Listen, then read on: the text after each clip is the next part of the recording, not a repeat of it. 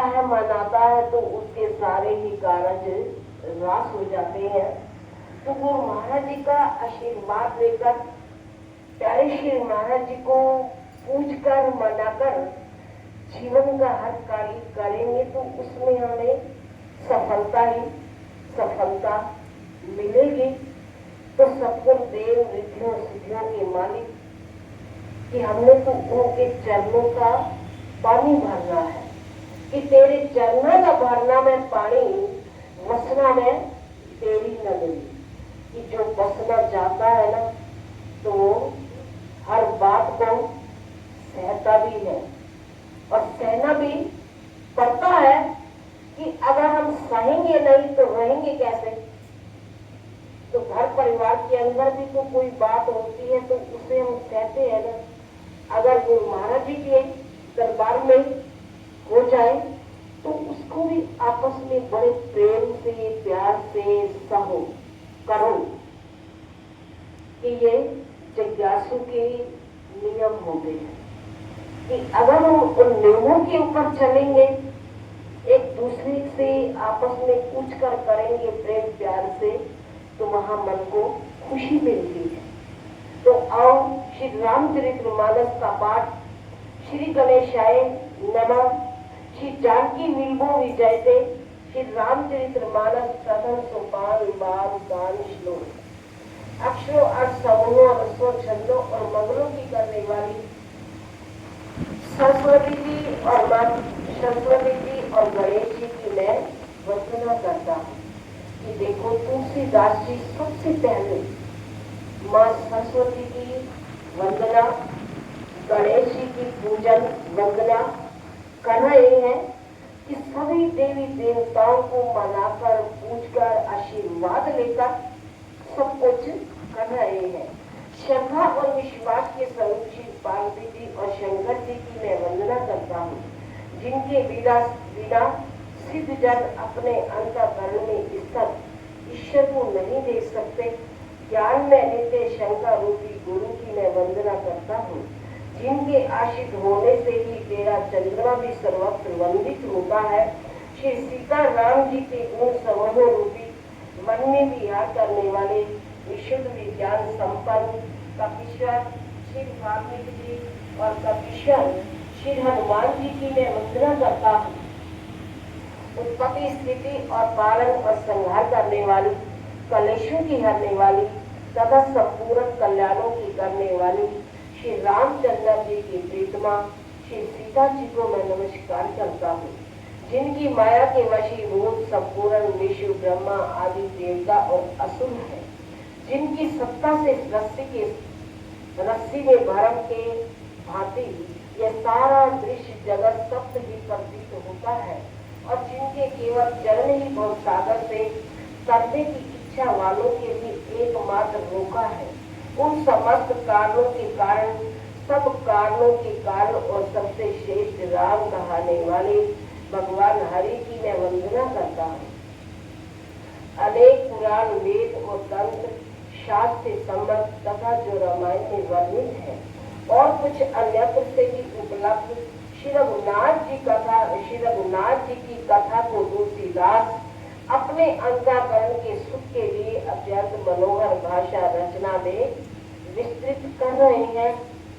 सबको प्रभु श्री राम जी की महिमा करके सुना रहे हैं, बता रहे हैं कि जिसकी प्रभु श्री राम जी के चरणों में अनुकंपा है, प्रभु श्री राम जी के चरणों में जिसका अगाध प्रेम हो जाता है तो वहाँ प्रभु श्री राम सबके कारण आप करते हैं।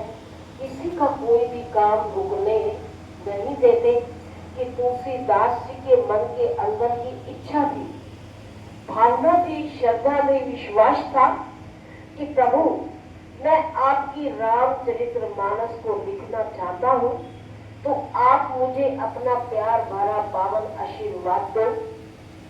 तो तुलसीदास जी ने अपने मन के अंदर ये भावना पैदा की तो प्रभु श्री राम जी ने और भगवान शंकर दोनों ने मिलकर कि भगवान राम के गुरु कौन थे?